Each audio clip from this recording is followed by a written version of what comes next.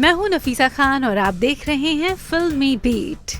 नसीरुद्दीन शाह वो कलाकार हैं जिसकी अदाकारी की सारी दुनिया लोहा मानती है। नसीर को अगर एक्टिंग की फैक्ट्री कहा जाए तो बिल्कुल गलत नहीं होगा। हर किरदार में खुद को ढाल लेने की उनकी कला ही है, जिसके बल पर वो 3 बार नेशनल अवार्ड से सम्मानित हो चुके हैं।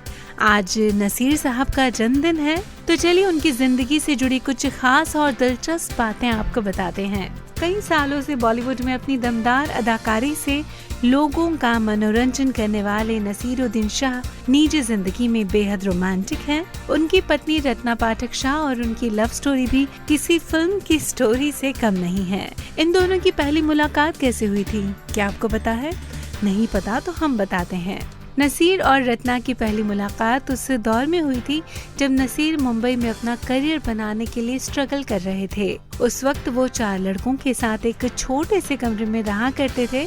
एक दिन गन्ने की दुकान पर उनकी मुलाकात रत्ना पाठक से हुई। रत्ना से पहले नसीरुद्दीन की पहली शादी 20 साल की उम्र में ही हो गई थी। दोनों की एक बेटी भी हुई, लेकिन उनका ये रिश्ता ज्यादा दिन टिक नहीं पाया और दोनों जल्द ही अलग हो गए।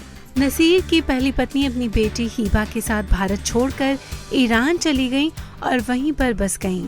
पहली पत्नी से अलग होने के बाद नसीर की जिंदगी में रत्ना आई।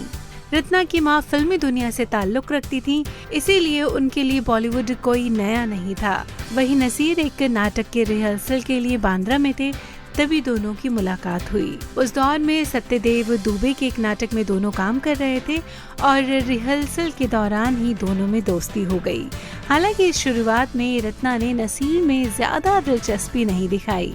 करीब 6 सालों तक एक दूसरे को डेट करने के बाद नसीर ने रत्ना पाठक से शादी करने का फैसला किया और आज इनकी हंसती मुस्कुराती खुशहाल जोड़ी हम सब के सामने है और उनकी ये जोड़ी ताउम्र यूं ही बनी रहे। फिलहाल हमारी तरफ से और नसीर साहब के लाखों करोड़ों फैंस की तरफ से उनको जन्मदिन की ढेर सारी शुभकामनाएं।